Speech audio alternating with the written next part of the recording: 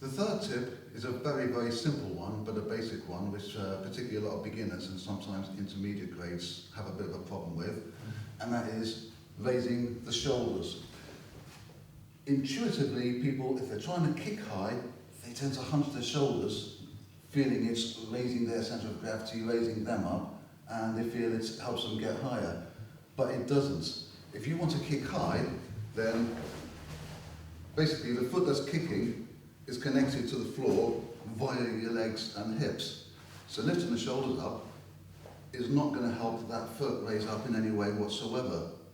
What it will do though is, going back to the earlier tips where we're twisting the midsection, if you're raising the shoulders, you will stretch the muscles across the back. And if they're stretched, then they are less flexible. So if you want to be able to use your middle section nice and loosely to get the kicks high, then you need to keep your shoulders down, and these muscles on the back will be relaxed, and then you'll be able to kick that little bit higher. So whatever you do, whenever you're kicking, keep the shoulders down. No hunching. Keep it down. Whichever kick it is, whether it's a roundhouse kick, the shoulders are down, not up. Whichever kick, front kick, keep them down. Okay?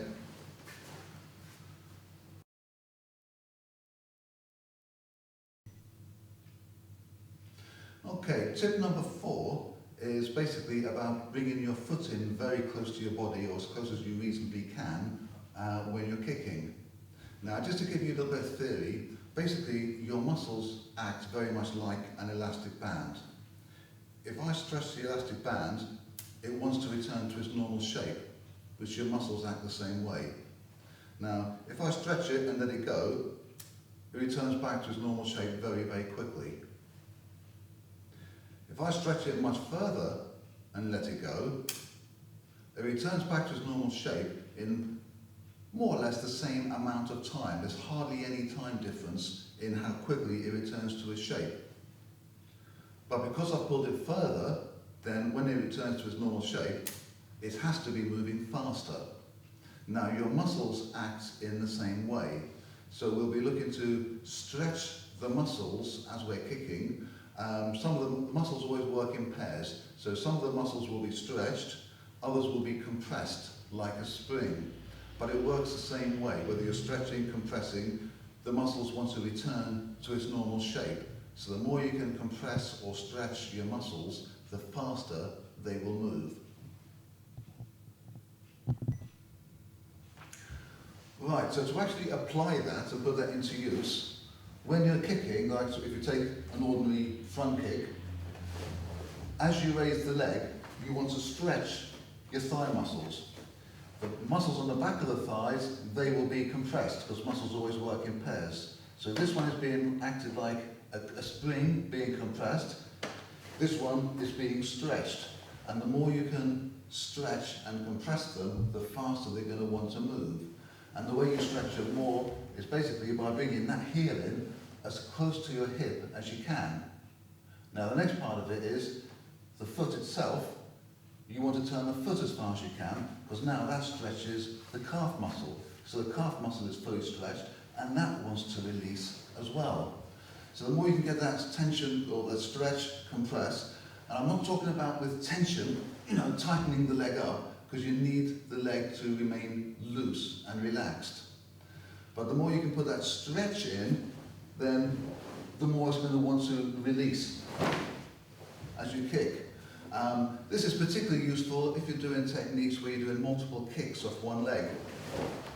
Now from here, sometimes it's very difficult to do the second kick when you've got one foot in the air. But if you can bring that foot in as tight as you can, now you've got it loaded and stretched to do the second kick, and it comes a lot easier. This works with all your kicks, well, except axe kicks, because axe kicks are done with a straight leg. But your roundhouse kick, again, it comes in tight and it moves around before you release it, and you've got the same stretches and compressions in the leg. So again, it works the same way, in tight as you can to your backside, and round.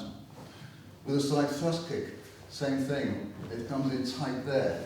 Turn around, turn the hip in, and you push out. But with nearly all your kicks, you've got to bring the foot in as close as you can to your backside to get the muscles to stretch and compress. And then they'll do their natural thing, once return to normal shape, and they will move faster.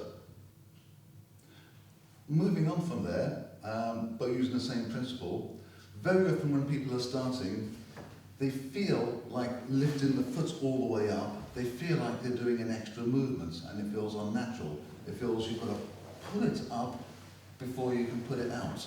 Whereas intuitively, beginners just want to get the foot out as fast as they can, so they don't want to fold it up close to the backside. They just want to get it out quickly.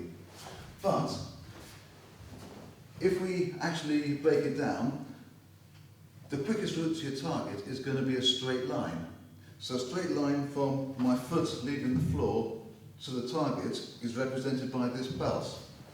Now, as I follow the straight line, you'll see my knee naturally bends. My foot comes in fairly close to my backside. So again, just lifting it up, coming up to the target, it comes in tight anyway.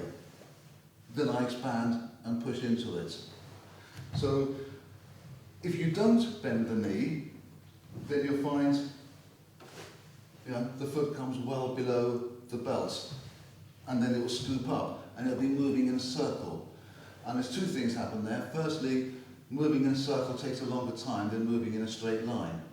The other thing is, when you get to the target, you'll be scooping upwards rather than sinking into the target, and you want to be sinking into it.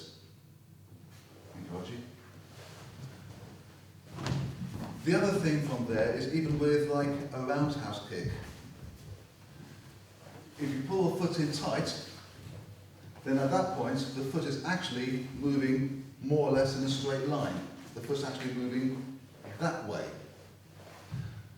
As I turn the hip round, the foot is still moving that way. Only at the end of the technique does it actually come round in a circle. A lot of people start throwing the kick early and it goes round in a big circle. If I do this face on, from here, just watching the foot rather than the hip movement, the foot is coming more or less straight towards you. As I turn it around, it's still coming more or less straight towards you. And only at this point does it come round in a circular fashion at the end. If I don't bring the foot in tight, then you'll see it comes round in quite a big circle. And again, a circle is slower than going in a straight line. So keep it in tight, and it'll be a lot faster, and be straight to the target.